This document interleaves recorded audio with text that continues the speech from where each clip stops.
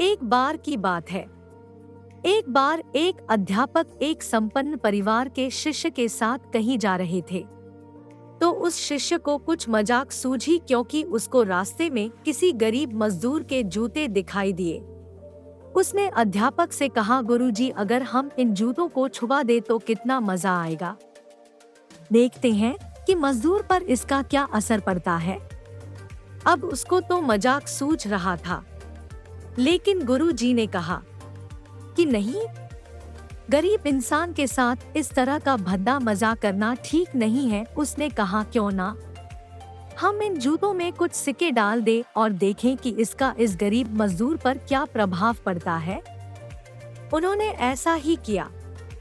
जैसे ही मजदूर अपना काम करके लौटा और उसने एक पाव अपने जूते में डाला तो उसको कुछ कठोर सा महसूस हुआ। उसने अंदर हाथ डाला तो उसको कुछ सिक्के दिखाई दिए। वह थोड़ा आश्चर्य में पड़ गया। आसपास किसी को देखा तो कोई भी दिखाई नहीं दिया।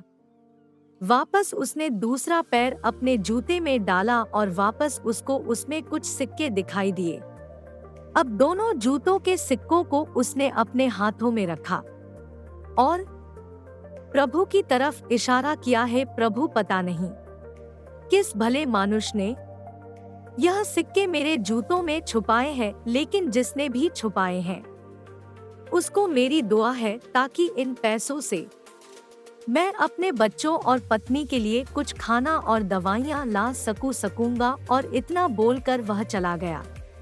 इस बात को शिष्य और अध्यापक दोनों सुन रहे थे। अब अध्यापक ने शिष्य से पूछा कि अब तुम मुझे बताओ कि तुम्हें कैसा महसूस हुआ, तुम्हारी पहले वाली मजाक या मेरा यह तरीका।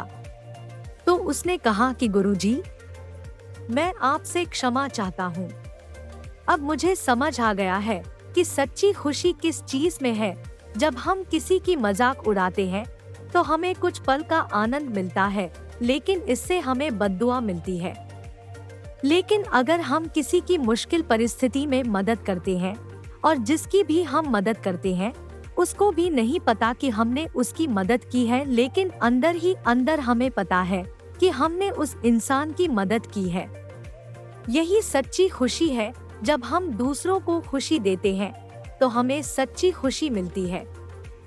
इसी तरह खुशियाँ बांटते रहिए, लोगों की मदद करते रहिए और दान करते रहिए जिसके भी आप काबिल हो।